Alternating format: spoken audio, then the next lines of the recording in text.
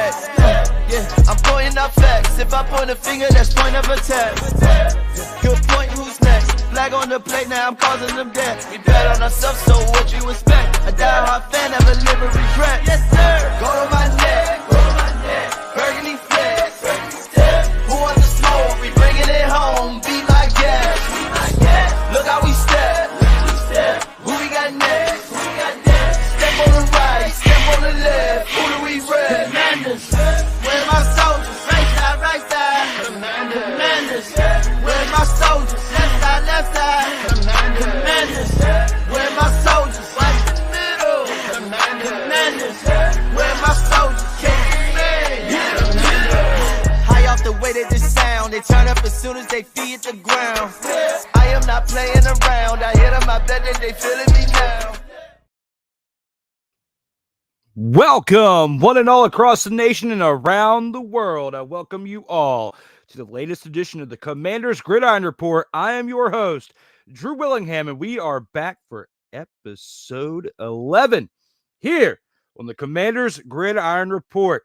Now, there's some things that I'd like to talk about within this game, and I know that some of you are going to roast me here in the comments. Let's go ahead and get this thing started and start it on out here with the 1st and 10. They are the Washington Commanders.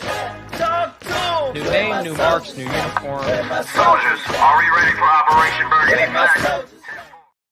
And here with the 1st and 10, Geno Smith leads last-second win over the Commanders 29-26. And just as I thought, there's going to be some things here in the comments as Big Teddy Bear 1100, old Mickey Delaney is here, saying, "Afternoon, Drew, you will acknowledge me. The Hawks won. Now you can dig that sucker." Well, I'll go ahead and give you this there, Mick. Acknowledge me. I will acknowledge your comment there in the chat as here, yes, they definitely did get the win. Now, when you look at all things considered, it was a pretty close game there, Mick. You can't throw but so much shade here on the Commanders, and I will definitely get to that here in a second. And I told everybody, good afternoon, Mick to Mick. We'll be starting 15 minutes later than the scheduled time. Life happens. Well, Mick says that ish is okay. It happens. Just ask the Commanders. We'll get back to that here in a second there, Mick. Now, but it was an awesome game. At least you covered it up with that there, Mick. I will give you that. And Ike is here, says, let's fucking go. And for that, got to give you this there, Ike. Yeah. Followed by this. Yippee-ki-yay, motherfucker. Now, when it comes to the F-bombs, we have to do this. Stop it. Get some help. This is a kid-friendly program with the Commanders Gridiron Report. When it comes to the comments, keep them coming, and we will definitely go over more of them throughout this show. But when we look at this game right here, 29-26, the Commanders lost to the Seahawks on a last-second field goal by Jason Myers, who was 5 of 5 on field goals and had that game-winning 43-yard field goal in that game yesterday.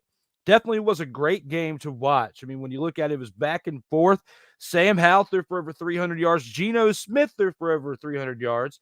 And when you look at it as well, Geno had 2 touchdowns passing. Sam had 3. Usually you would think the quarterback with 3 over the 2 would win the game, but it was the 5 field goals by Jason Myers that kept them in this game. I mean, 5 for 5. That's 15 points right there off of field goals that the Commanders could have easily won by 2 touchdowns had he missed all 5 field goals. Now, you get paid to kick field goals. If you are a field goal kicker getting paid at least $1 million to kick field goals in the NFL, you're not going to go up there 5 times and miss all 5 kicks. Hell, you're not even going to miss 4 of the 5 kicks or 3 of the 5 kicks. You might miss 1. You might miss 2. If you miss 2, you got to be looking for a new job because they will not employ you if you are a field goal kicker, a starting field goal kicker, let alone they don't even have backup field goal kickers on teams hardly. So you wouldn't even be a backup if you're missing that many field goals in a game. You have to give it up to Jason Myers, the man with the leg that won that game there for the Commanders. Not for the Commanders, but for the Seahawks. See, I was getting excited. I wanted the Commanders to win, but it didn't happen. They were close. It just didn't get quite there. Now, when you look at the highlights from this game, I would have to say Brian Robinson's 51-yard touchdown that he caught on a receiving pass from Sam Howell for that touchdown and was the leading receiver yesterday for the Commanders as well, the running back. We've been talking about for weeks how he's been, slipping up there with the running game because of the offensive line, but how tough it was for him to get the yardage in these games because as a running back in this game, he had 8 carries for 38 yards. He had to get 6 catches for 119 yards in that one touchdown, that 151-yard pass from Sam Howell to him to get from that touchdown in order to be relevant in yesterday's game. He was relevant with his hands, but with his legs, not as much when it came to the running stats. And Ike, you're already being told by Mick to stay in your lanes, to make sure you are staying in your lane on this program, the Commanders Gridiron Report, episode 11. But back to the game. Brian Robinson, 51-yard catch and run for the touchdown, followed by a Jason Myers field goal for the Seahawks, was the only scores of the first quarter. Now, the bad part for the Commanders in the first quarter was that touchdown they caught for that 51-yard pass. Joey Sly missed the extra point. Yes, Joey Sly. We're talking about kickers that don't have jobs, missing 1 to 2 kicks in a game, and it happened as Joey Sly did not convert on that extra point. Now, for field goals, he was perfect. He was 2 of 2 yesterday for 100%. 49 was his long, and he got 8 points that way. But he missed an extra point. So that goes to show that these chip shot field goals, which aren't chip shot field goal extra points anymore because of the way they changed the rules a few years back, when it comes to that, they're not as easy as they used to be, and that's why old Joey Sly missed it. But yet, regular field goal opportunities, he was perfect for those. But that was a big thing in the first quarter that I wouldn't say changed the trajectory of the game, but definitely had an effect in the first half. The Commanders were only up 6-3 after the first quarter. So when I look at that, that definitely had an effect on the first half. Now, carrying on, in the second quarter, it kind of flipped as the Commanders were up 6-3 in the first quarter. When it came to the second quarter, the Seahawks scored 6 points and the Commanders 3. They both only scored field goals in the second quarter. So looking at it going into halftime, it was tied at 9. 9-all going into halftime. Kind of a snooze fest, if you ask me. Wasn't really that excited as a fan, as someone watching the game, part of the media, whatever you want to call it. And Mick, for your comments here, I knew you were going to give me a hard time, you being the Seahawks fan. So I rocked my Mighty Mick shirt, the boxing gym shirt from the movie Rocky today. That's for you, Mick. Mighty Mick shirt, that's for you. But back to the 1st and 10. When you look at the halftime score, it was tied up at 9. Wasn't really that exciting when you look at that for the Burgundy Flex review. But looking at the highlights, I would say Brian Robinson's first quarter 51-yard pass, that he hauled in from Sam Howell, along with Kenneth Walker III in the third quarter for the Seahawks. A 64-yard pass from Geno Smith to him, which gave the Seahawks the lead 16-12 in the third quarter. I would say that would be probably my 2 biggest highlights, along with De'Ami Brown's 35-yard catch that he caught from Sam Howell in the fourth quarter with only 52 seconds left in the game in order to take the game into a tie game where we thought could potentially go into overtime. But it didn't because, as we saw, the Seahawks, with no time left, kicked that 43-yard field goal. With that being said, we'll go ahead and analyze some more of this, but we're going to have to take it into the next segment here with the Burgundy Flex review in order to get to that. Go to my neck, Burgundy Flex. Who wants the smoke? We bringing it home. Be like that. And here with the Burgundy Flex review, you see right here in this picture, this was the picture that was taken at the moment of the game-winning field goal. You have a Commanders player on the ground. You have the kicker, Jason Myers, celebrating the kick that was good to make this a 29-26 final score game for the Seahawks. Now, we were talking about some of the biggest parts of that, the highlights, let's say, from the game. But I would have to go into more stats, more statistically speaking, when it comes to the Burgundy Flex review. Right here, I'd have to say, total yards. this was what definitely made a big difference overall in this game, as the Seahawks had more overall yards, 489 yards to the Commanders' 356. But besides that, the Commanders came back and tied it up at 26, and to where, they still had a little bit less than a minute left, but the Seahawks figured it out, and they got that field goal to win the game. But when you look at the overall stats, the Seahawks should have won this game before we even got to that point where it was tied up at 26. Overall yards, the more that they moved the ball, passing yards in general, overall, Seahawks definitely made the bigger strides. And my apologies, not passing yards, but rushing yards. The Seahawks had 120 rushing yards to the Commanders' 68. They were averaging 6.6 yards per play, and that's with running and passing combined. 6.6 yards to the Commanders' 5.8. Now, I did throw a little bit of dramatic effect on there to make it sound like it was a lot less. They only had them by 0.8 yards per attempt. But hey, 0.8 is a lot bigger of a difference than what you think out here on this green when it comes to the gridiron known as football. When it comes to the team stats, third down efficiency, though, the Commanders were mollywopping the Seahawks in third down efficiency as they had 7 conversions on 15 attempts. Seahawks, 4 of 14. 4 of 14 on third down conversions. What in the father is going on with you guys on converting 4 of 14 attempts? You better be counting your lucky stars that your record is what it is today, and you have got a positive record out here on this gridiron when it comes to the Seahawks, because that type of conversion, if you even make it to the playoffs, isn't going to get you far at all. 4 of 14 on third down conversion. You should be ashamed of yourself, Seahawks. Now, looking at this, fourth down efficiency, I have to lighten up a little bit because you tied with the Commanders. You were both 1-1 on conversions on fourth down. Congratulations. Congratulations. But it didn't get you that far, did it, Commanders? No, you got the loss. But I'll have to give it to you. You fought very hard within the game because the Seahawks had 74 total plays in the game, as to where the Commanders had 61 total plays. That's a difference of 13 plays. It's a couple possessions, 2 to 3 possessions, 3 and outs. It's like 4 different possessions. That's the difference of. So that's, if you look at it that way, that's a big difference. Now, penalties. Penalties usually cost the team the game. Okay. But in this situation, it didn't necessarily do that, as the Seahawks had more penalties, 8 penalties of 50 yards to the Commanders' 6 of 39. So Seahawks got lucky.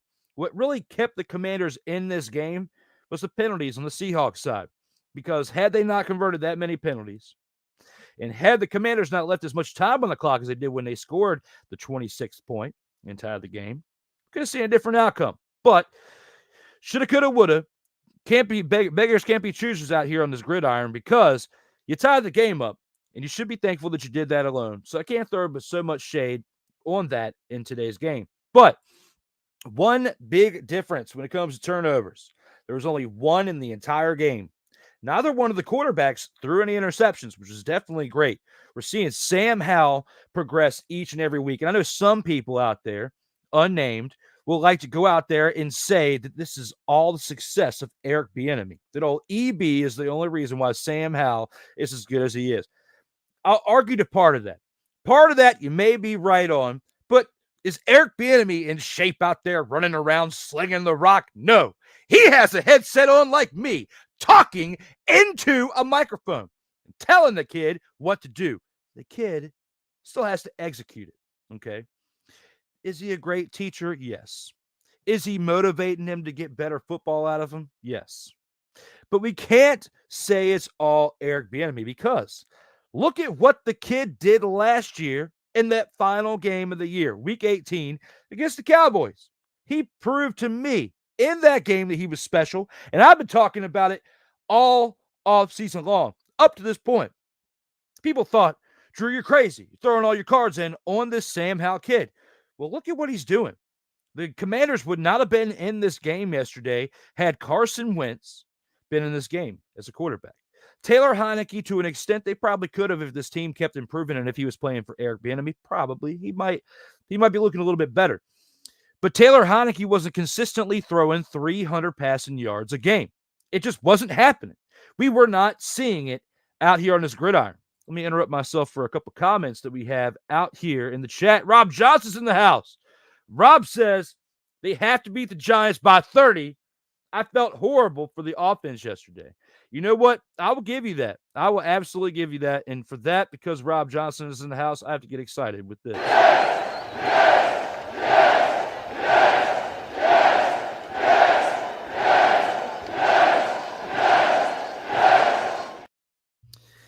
Now, back to the comments. You guys bring in some great comments and bring in the energy. I love it. When it comes to Rob says, I'm fair. I give Hal credit, but I give ups to EB as well. Yes, I'm not trying to throw it out there as it's all Sam Howell what they're doing. Definitely the upgrade at offensive coordinator this past offseason with Eric Bieniemy definitely has made a big difference. They've got a great union together. And there's certain things that Sam Howell's doing that kind of reminds you of what Patrick Mahomes was doing when the two of them were together over there in Kansas City. Not saying Sam Howell is Patrick Mahomes or is going to even get to that level, because we don't even know if Eric Bieniemy is going to be in Washington after this season or not. It depends on if they give him the head coaching opportunity or not. But we'll see as time goes on. He says he already shared the show, says Mick. Well, thank you very much. I greatly appreciate it, brother. It means a lot. Definitely appreciate you sharing the show.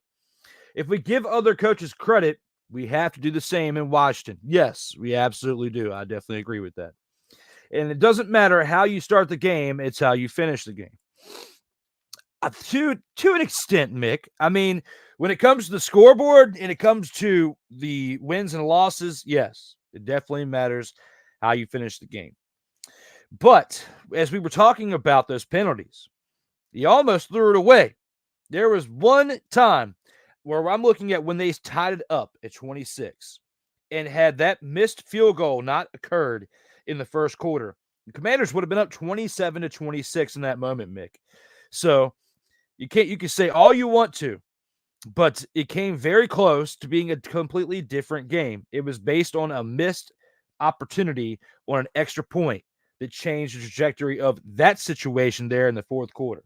But it is what it is. The final score is what it is. You guys got the win out there for Seahawks Nation. In the 12th man, I congratulate you. And to be fair, when you look at this, I believe we'll have to go back and look, but I'm pretty sure that last week on Total Football Talk, as well as this show, I even said the Seahawks were going to beat the Commanders. I thought it would be close, and I was right on all accounts with that. I don't like to be right with this, and I don't like to predict the Commanders are going to lose, but in this situation, I felt like there was a good chance that it was going to happen. Overall, I'm proud of this team. When you look at this Burgundy Flex review and going over the stats of what we did, you have to be proud of this team overall. The running back situation, though, that part I'm a little worried about because they are still not establishing the running game as well, which is why they're 4-6 right now. They could be better, but they can't get that running game off the ground because that offensive line, except for the past 2 to 3 games, has been horrendous, giving up as many sacks as they did. I mean, through last week's game, you have to look at the fact that they had 44 sacks in 9 games. Now through 10 games, they have 47 sacks allowed. They're giving up less sacks in a game now over the past 2 to 3 weeks, but the kid is still taking a beating. And I am still very concerned about that fact that he has taken as many sacks as he has through the first 10 games. 47 sacks. It's a lot of action on the quarterback. I'm very concerned, and you have to be very concerned if you are a fan of this team. Let me know here in the comments how you feel about this situation when it comes to Sam Howell getting the amount of sacks that he's taking. But when I look at the players, looking at the overall players outside of the running game, you have to look at the fact that Antonio Gibson contributed as a receiver as well. 5 receptions, 42 yards. De'Ami Brown's big reception that he had for that touchdown, calling in 2 catches for 41 yards and that big 35-yard touchdown reception there at the end. Logan Thomas, 5 receptions of 40 yards as well. Terry McLaurin, 4 receptions of 33 yards. He's a little quiet in comparison to his overall numbers, what we're used to seeing from him. But Sam Howell spread this ball out to many different receivers in this game, a total of 9 different receivers. Who does that remind you of when you look at overall offenses and teams that have been successful over the years? You know who it reminds me of? It reminds me of Patrick Mahomes, because the amount of receivers he would spread it to between his running backs, his tight end, and his receivers. He'd have 9 different receivers in a game. I'm seeing a lot of similarities between what EB would do over there in Kansas City in comparison to what he's doing now with the Washington Commanders. So I'm excited. The fact that they're spreading the ball around, the fact that there's success early on for them, through 10 games. A lot of people would have laughed at me and were laughing at me if I would have predicted a 4-6 or 5-5 record at this point. They are 4-6. But for anybody to laugh at the fact that anybody guessed them to be 5-5 at this point as preseason was here leading up to the season, it's not as far-fetched now when you look back on it based on the play that we've gotten from this team. And out of the 6 losses, besides one of the 6, they haven't been far from their reach. They've had the opportunities to win in every single game except for that one. So I have to give them as much credit as I can when it comes to how they are playing. You guys have an awesome team. Thank you very much, Mick. And I appreciate the good sportsmanship because you guys got a great team over there too. I like the running back's name? Charbonnet. When they were making the jokes during the broadcast, called him, I'd like to have a glass of Charbonnet, please. Or we had the one, and then all of a sudden he ran for that run, and then I think I'll have another. And then he actually ran it again. I thought that was pretty cool. But other than that, you guys have got some pretty solid key players over there for the Seahawks. It's much different now when you look on the team from where they were 10 years ago to where they are now. Now they're prominently more known for what they're doing on the offensive side of the ball. When I'm watching their games, I see more positivity out of their offense than I do their defense. 10 years ago, it was their defense carrying them through the games, the Legion of Boom, and Russell Wilson was just managing the game. Now you got Geno Smith producing better numbers at quarterback than what old Russell Wilson did when he was with them. So looking at it, you got a good team there. You have to be excited if you are a Seahawks fan, just like those of you who are Commanders fans have to be excited for what you're seeing over here in Washington, a.k.a. D.C., a.k.a. Landover, Maryland, whatever you want to call it when it comes to this team. Stop it. Get some help.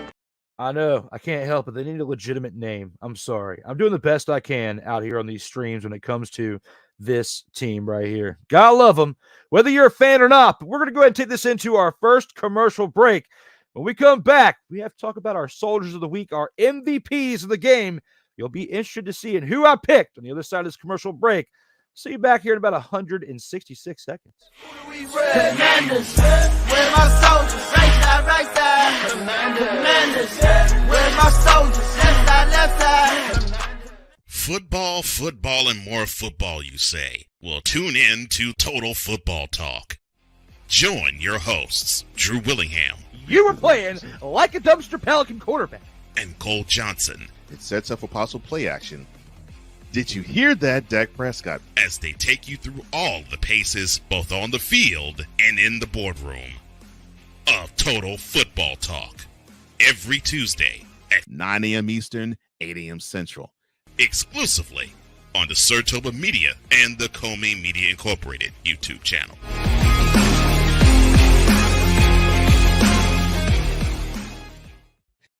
Hey, ladies and gentlemen. Hey, look.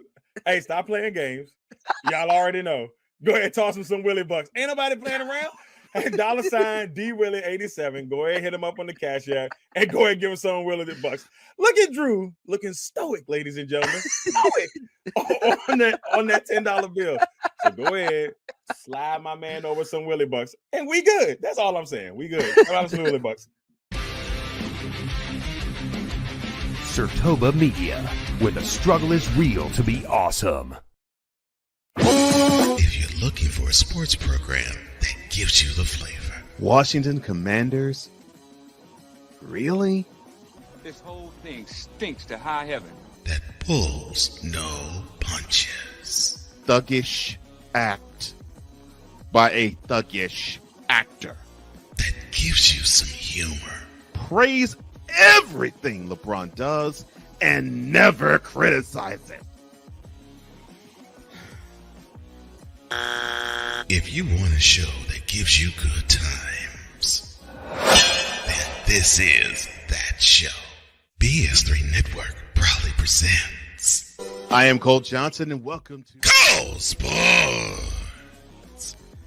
with a Z. Every Friday on Patreon and every Saturday on YouTube, Spreaker, and all other outlets.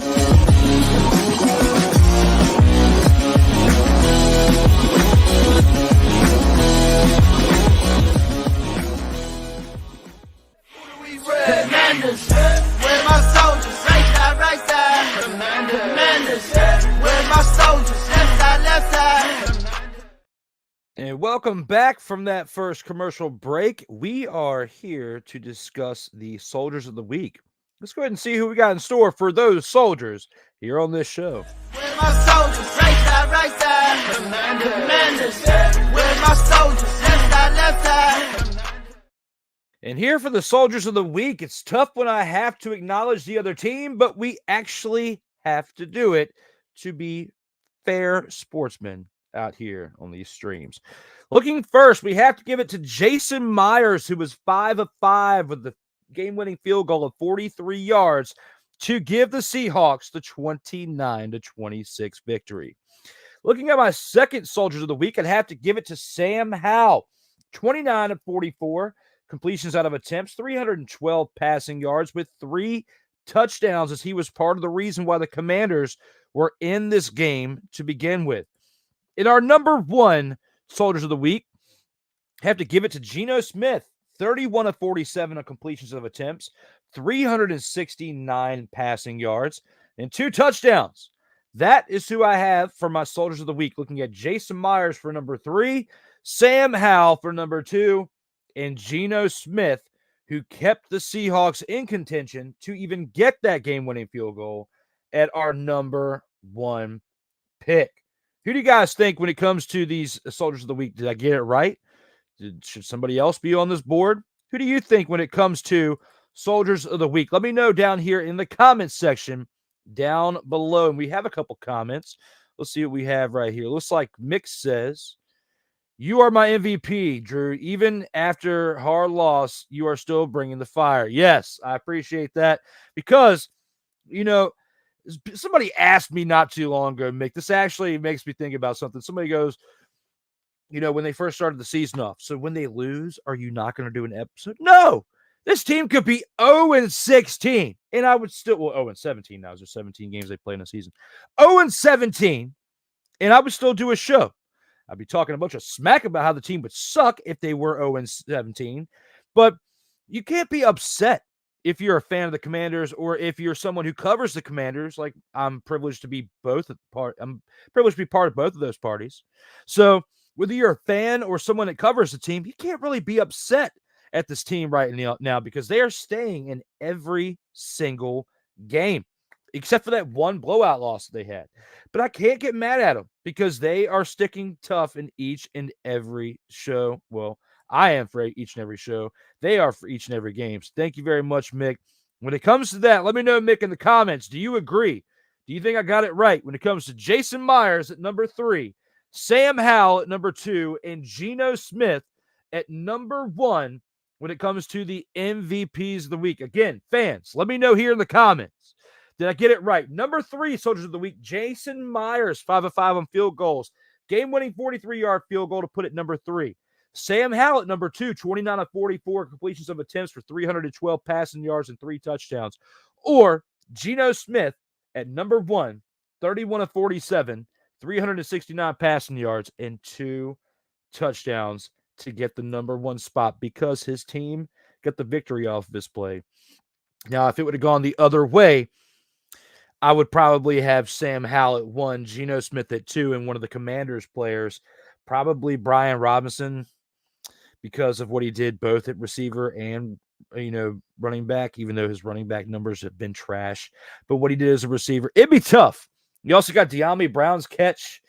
There's a lot of other people that you could put there, but it didn't go that way. The Seahawks won, and that's why I chose it the way that I did, because I felt like it was fair, because those are the 2 big contributors for the Seahawks that helped get that victory. 5 of 5 on field goals. and 369 passing yards to get your team in position for that field goal. That's why I picked those two Seahawks for the Soldiers of the Week. With that being said, let's go ahead and take this into the next segment, and that being the Showstopper.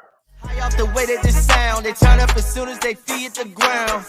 I am not playing around. I hit them, I bet that they feeling me now.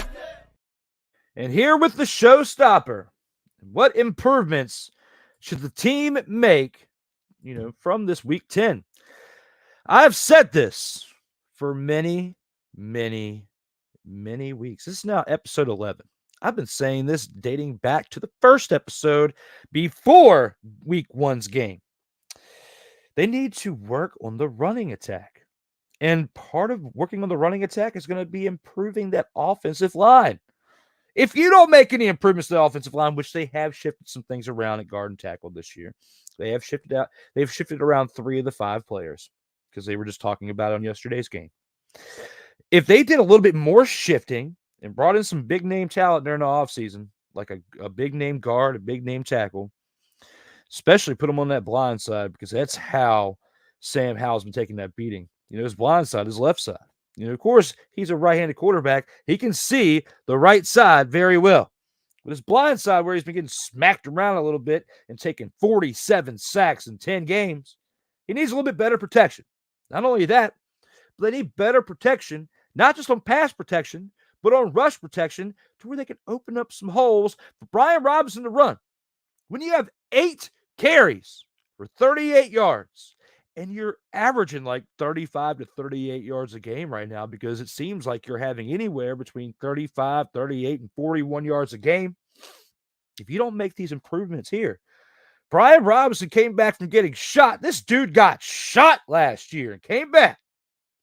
And now the man is looking worse than he did before. He came back from being shot, but still playing at a high level. They're making him look like the man just got shot 2-3 weeks ago. Well, 2-3 months ago, we'll say. And he never fully recovered, because that's the way he's been running all year. Now, receiving-wise, when you pass the ball to him, he does pretty well. He's doing what we thought Antonio Gibson would do, as Antonio Gibson was more of a receiver for Liberty when he was playing in college.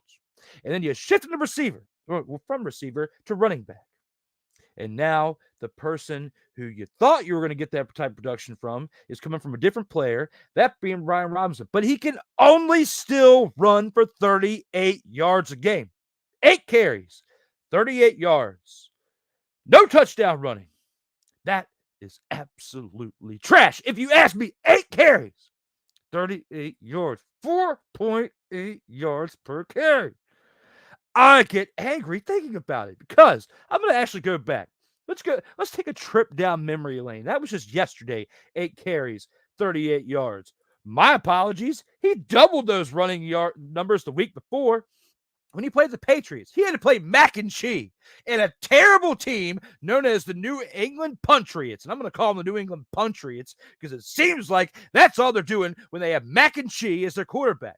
But when you look at Brian Robinson, in that game, he did such a great job because he had 63 yards and a touchdown. It took him 18 carries to get 63 yards. How magnificent is that? 18 carries for 63 yards. It's kind of like the numbers I just told you in this game, except for they're worse, because at least the man was averaging 4.8 yards per carry yesterday. The week before, on those 18 carries for 63 yards, he was averaging 3.5 yards per carry. It's magnificent. That's so great, because it took him so many carries to get to that point.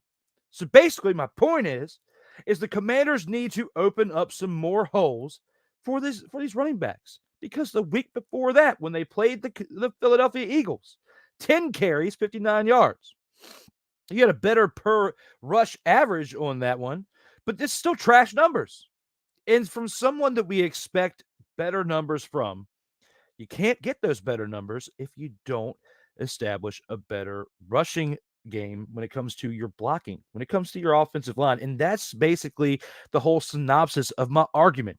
And where it's coming from is that offensive line. And I've been talking about it now for the past several years. It's been one of their weaknesses. You can't be bringing in big name players on other positions or drafting big name other talent other positions if you don't have a solid foundation. And your solid foundation comes from your offensive line for your offense and your defensive line for your defense. It all starts up front. You have to win the battle up front. You have to be able to block if you're on the offensive side for the running game or the passing game, and you have to be able to penetrate if you're on the defensive side going after the offensive game. Okay? So when it comes to what I would adjust going into next week, which again, like last week I said it, and the week before I said it before that, and for the entirety of this show, now having 11 episodes, 10 and a half, because we're not through this episode yet. But through 10 and a half episodes, I've sat here and told you that the offensive line needs to make adjustments. And hopefully, out of that second round pick and that third round pick that they got for moving Montez Sweat for the second round and Chase Young for the third, which they got robbed on that one. But don't even get me started with that, as the Commanders dropped it down from a second to a third just to make the trade happen for the 49ers before the trade deadline occurred. You still got a second and third round pick. You got to do something with those picks this offseason. You are one of the teams out there with the most draft picks in this NFL draft this upcoming year. You have to address the offensive line. If you bring in a quarterback or a running back or a receiver with those picks where you could have brought in someone of talent, someone that's going to give you like Trent Williams type of production, not when he was with Washington, but since he's been in San Francisco, if you can bring in a talent like that, where you can hone that talent and bring the best out of him within the first few years of his career during his rookie contract, and then re-sign them, because that's the problem with this Commanders team, formerly known as the Redskins, Washington Team of Football, WTF, whatever you want to call them. Yeah, they drafted some pretty decent talent, but looking back on it, how much talented players have they drafted and been able to re-sign and been able to keep? I can't think of anyone in the past 20, 30 years since free agency started where they have drafted someone very well and they've been able to re-sign them. And in other cases where they'll draft a player and they'll meet their full potential once they go to another team. So I'm just saying, this new ownership regime has to be able to figure that part out when it comes to the adjustments going into week 10. There's not many adjustments this team can make to improve on where they're at right now in the season. They are already exceeding expectations by many, many critics out there, and even people within the NFL, of just being 2 games under 500 and coming into yesterday's game 1 game under 500 at 4-5. You can't get upset at that. Can't get upset of what they've been able to establish. Primarily Eric Bieniemy. Ron Rivera is going to have to go during this offseason. They're going to have to give Eric Bieniemy a shot. He's going to have to get that opportunity to lead this team, and I think that he can do something special with this team if they make the right moves during the offseason with free agents, re-signing of some contracts that might be expiring that we'll talk to in another episode. I'm not going to spend too much time on this episode talking about that, but also drafting very well with those picks that they have. That's going to be one thing they're going to have to make improvements on, and I just don't think they're going to be able to do it from week 10 going into week 11. I can't really criticize so much in yesterday's game except for that one fumble. Okay? The biggest adjustment, okay, your soundbite of the week for this one. Your biggest adjustment, hold on to the football and don't fumble it. Do not fumble it. Okay? That's going to be your adjustment from week 10. And on that note, we're going to take this into our last commercial break before we go through our last 2 segments of the show. We'll see you back after a very highly entertaining commercial break. Commanders, where's my soldiers? Right side, right side. Commanders, where's my soldiers? Left side, left side. Everything Boston. I love you morons. New Kids on the Block, New Edition. Dear whatever the law firm is.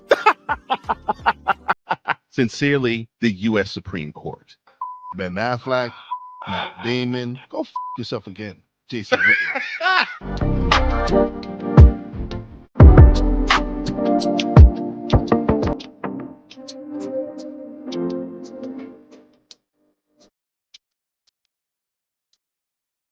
Hey, gentlemen. Hey, look. Hey, stop playing games. Y'all already know. Go ahead and toss him some Willie Bucks. Ain't nobody playing around. Hey, $ D Willie 87. Go ahead, hit him up on the Cash App, and go ahead and give him some Willie Bucks. Look at Drew looking stoic, ladies and gentlemen. Stoic on that $10 bill. So go ahead, slide my man over some Willie Bucks, and we good. That's all I'm saying. We good. How about some Willie Bucks? Sertoba Media, where the struggle is real to be awesome. Oh, yes. The tradition, the pageantry, the spectacle, the history, the slut. Wait. I gotta rep my brother's stuff right. All my DMV soldiers, stand up! And welcome to the Commanders Gridiron Report. You want your Commanders to be repped right? Well, D. Willie is your man. Commanders Gridiron Report. Every Monday at 3:05 p.m. Eastern, 2:05 p.m. Central. Exclusively on the Sertoba Media YouTube channel. Music by J.KUL. Where my soldiers? Right side. Commanders. Where my soldiers? Left side. Sertoba Media, where the struggle is real to be awesome. Commanders. Where my soldiers? Right side. Commanders. Where my soldiers? Left side. And we are back, and we are live out here on these streams. Welcome back to episode 11 of the Commanders Gridiron Report. You guys have been busy in these comments. It is time to do one thing for you. Acknowledge me. And I got to acknowledge these comments. Let's go ahead and see what you guys are cooking up out here in this chat over here. Uh-oh, Ike is back. And Mick says I got it right. Hey, doing the best I can when it comes to acknowledging the fact they have to get that offensive line fixed in order to make any big changes. Now, then, and forever. No, I'm not trying to go to WWE stature, but that is literally what they need to do to fix things out there on that gridiron. I did not see the play that got a the Commanders player kicked out, but then I say it later and did not look bad. And yes, you're talking about the play with Emmanuel Forbes Jr. Emmanuel Forbes Jr. got kicked out of the game for a head-to-head, shot for hitting pretty much a defensive player. Now, when you look at other plays throughout this season, there's been other plays that have gone, basically where, yes, they've gotten flagged, not kicked out of the game, and probably not facing as severe of a penalty as far as a fine that he's going to face. Kid's a rookie. However, if he was a 10, 12-year vet, something like that, I would probably excuse a little bit more. But nowadays, especially when you're a rookie, you've been trained to not go after the head or, do certain tackles that they wouldn't have done, that they wouldn't do now, that they would do back in the day. So it's kind of iffy because it's when it comes to headshots and CTE, I don't take that too lightly. Being a former player myself, I don't know if I got CTE. And I played at a very young age.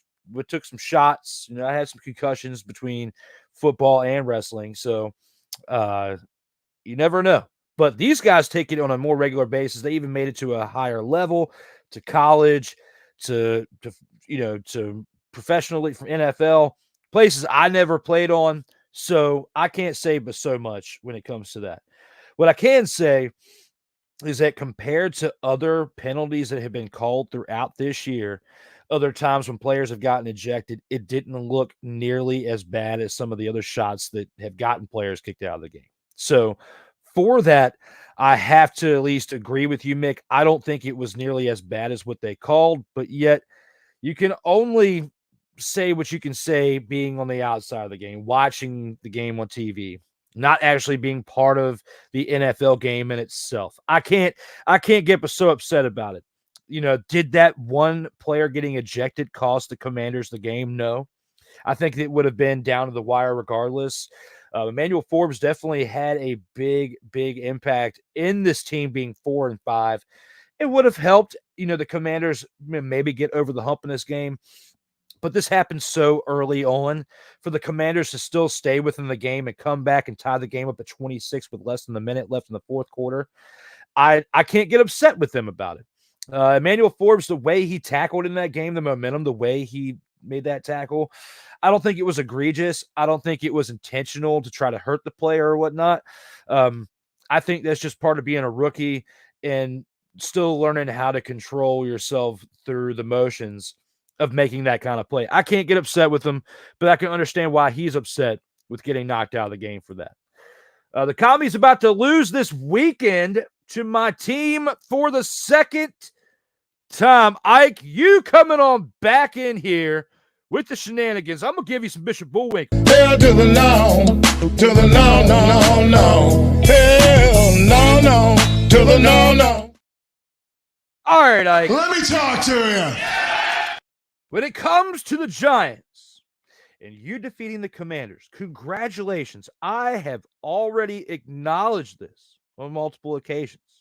But you are not going to come to Landover, Maryland as your 2-8 selves and get a victory against us because you did it the last time at the Meadowlands. I'll give you that. You did it last time there. And I was calling for the Commanders to win. I was also calling for the Giants to go 1-7. I was incorrect. You did go 1-5. So I was at least right throughout the first 6 weeks of the season. I was just 2 games off. But hey, shoulda, coulda, woulda. Close only counts in horseshoes and hand grenades. So when it comes to that, you can throw shade all you want to, but you're the one that's still 2-8, brother. Not the Commanders. Hawks still suck, Mick, says Ike. Ike is coming up in here, throwing the shade. Mick, I need you to police him out here. You need to talk about his Giants. He's talking about your Hawks. Layeth the smackdown out here in the comments. Because when it comes to that, we look at The Rock, and he'll come out here and say this. You should know your role and shut your mouth. And when it comes to that as well. You can't handle the truth. Prime time when it comes to your thoughts there, Ike, saying this. Ain't nobody care. Who cares? Ain't nobody care. And last but not least. Stop it. Get some help. Absolutely. We'll see what else we got here in the comments. Ike then followed that up by sorry, not sorry. What? He said he was sorry, not sorry. What? This is starting to feel like the In or Out Sports Today. What? I miss that mother-fathering show. What? Oh, yes, it's true. I do miss that show. What? It's going to come back someday, pretty soon, though. Yeah. Yeah. Absolutely. And you guys will then be saying this when I bring it back. Yippee-ki-yay, motherfucker. I hope so. But other than that, we have now gone off the rails slightly. Let's take it to our last 2 segments of the show and go ahead and take this into the opponent of the week. Since Ike wanted to start it off with that, let's go ahead and announce who that opponent of the week is. Look how we step, who we got next, step on the right, step on the left, who do we rep? And here for the opponent of the week, the 2-8 New York Football Giants come to Landover, Maryland to take on the 4-6 Washington Commanders. Now, some people think that last game was definitely a game that the Commanders should have had when they played the 1-5 Giants at that time. But now things have changed. The Giants are now 1-3 since that matchup with the Commanders. So they are a much harder team. No, they're not. They're not a much harder team to play. It's the exact team that they played the last time they played them, which is something that's good for the Commanders because they have enough on film now that they should beat Danny DeVito's long-lost nephew, whatever his name is, Tony DeVito. I know his name's Tommy DeVito, but he's so bad that I call him Tony DeVito. And if you're not sure about what I'm talking about, go back and watch Total Football Talk. Bing! And I'm doing that because Kyle Nash does bing! And that's a shout out to Kyle Nash. But Total Football Talk is a shout out to Cole Johnson and myself, a show that we have every Tuesday morning from 9 a.m. to noon. 3-hour-long show. But you can see on there where I rip Tony DeVito a new one.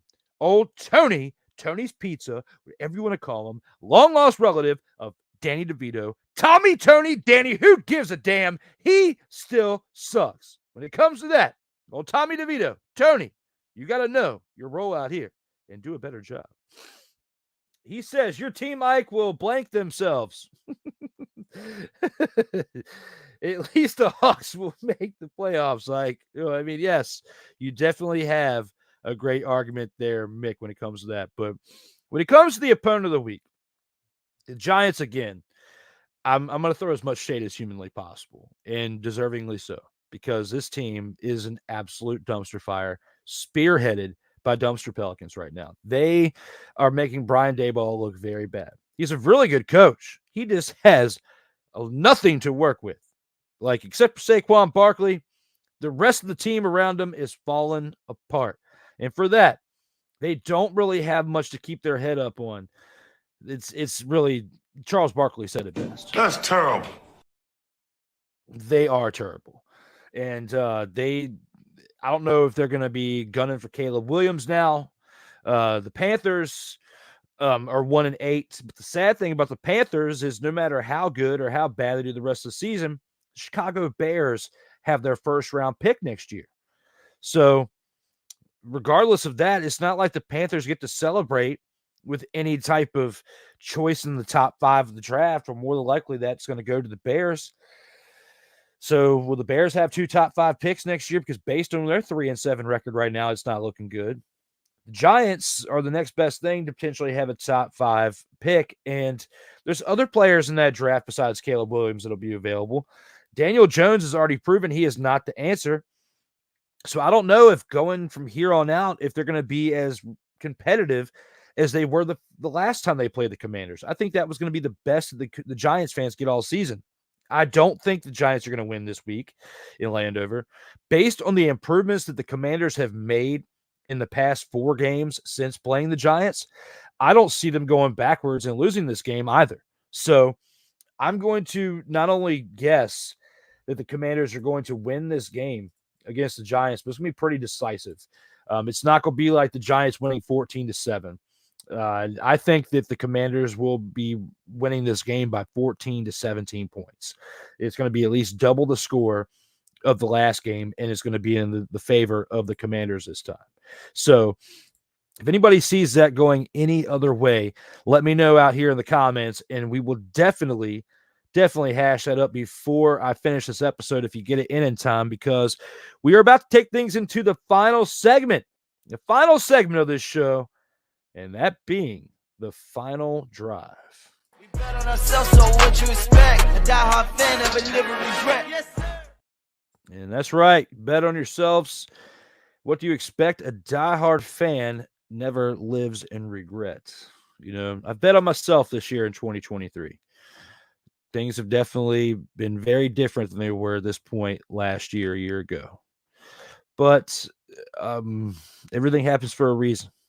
And to be able to do 11 episodes of the Commanders Gridiron Report, currently there's 10 episodes of Total Football Talk. 11 will be tomorrow. To have, the 8th episode of D. Willie in the evening this Thursday night. It will be back this Thursday for those of you wondering where it was last week. Had to take the week off. Had some things going on. Had to take a week off from that episode. Couldn't do it last Thursday. But this Thursday's episode will be out. Sick Dickie will be joining me again for this episode. So it's going to be another hilarious episode. But, again, so much has changed this year. And a lot of you have come with me from the previous destination of where I was doing the NRL Sports Debate. And I brought that show to this network that I created. And between the NRL Sports Debate, this show, Total Football Talk, Kyle Nash with a student of the game, the Duval Dive podcast. There's been a lot of great things going on for Sartoga Media this year, going from like 14 subscribers in June to now 1.2 thousand. So I attribute that all to, Kyle and Cole being part of this thing every single week. I know I've put in a lot of work, but I couldn't do it alone, and I can't do it without the viewers. So with all of you out there watching this now, whether it's live or syndicated, I thank you all for, the time that you've put in towards watching this and supporting me, because, I could talk till I'm blue in the face if I was by myself, but I'm not. I got you guys out there who are watching this, whether it's live or syndicated, and I can't thank you enough for all the time, again, that we put out here together on these streams. As now 11 episodes have come to fruition, as Mick says maybe Ike should be the water boy for his crap team. Damn! I think Mick is like over there doing this right now. I think I got my swagger back. Oh. You know, Ike, you need to look at these comments. Mick is definitely ready for this. Let's get ready to rumble!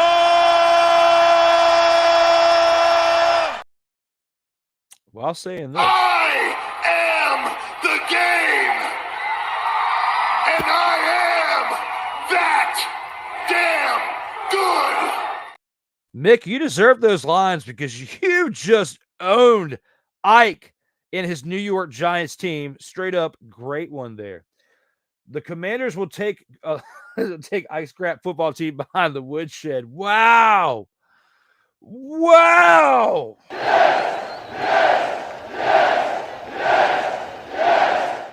I'm not going to play the whole clip because you get the point, but I'm going to follow it up with this. Yippee-ki-yay, motherfucker. Followed by this. Yeah. Yeah. That was a great one, Mick. That was definitely a great one as we wrap things up. Thank you for doing an awesome show. Hey, I appreciate it, Mick. Again, as I was saying, you know, we've been through some trials and tribulations this year. Couldn't do it without you guys. So whether you're watching it live right now or syndicated, I wouldn't be here without you. So thank you. I know I say this a lot throughout my episodes. I want it to be documented about, you know, the experience. And I look damn good today. The beard's starting to come back in a little bit. No Shave November participation, ready to rock and roll. But the past 5 months on Sartoba Media, a brand that I created 2 years ago for the struggle is real to be awesome. You know, that brand that I created 2 years ago, some people thought it was a joke. Who's laughing now? So, hey, guys, we've had one great episode here for episode 11 of the Commanders Gridiron Report. For myself, Drew Willingham, there's only one thing that I have left to tell you, as I tell you in every mother-fathering episode. As always, please, everyone, stay safe out here in these streets. Commanders, where my soldiers, right side, Commanders, where my soldiers, left side, Commanders, where my soldiers, watch the middle, Commanders, where my soldiers, now we step, where my soldiers, right side, Commanders, where my soldiers, left side, now we step, where my soldiers, watch the middle. Commanders, where my soldiers,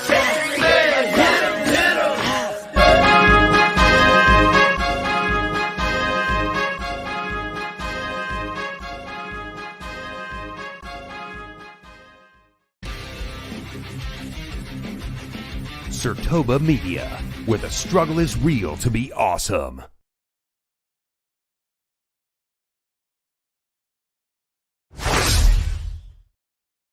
You ain't got to go home, but you got to get on up out of here. Episode 11 is in the books. I'll see you next Tuesday.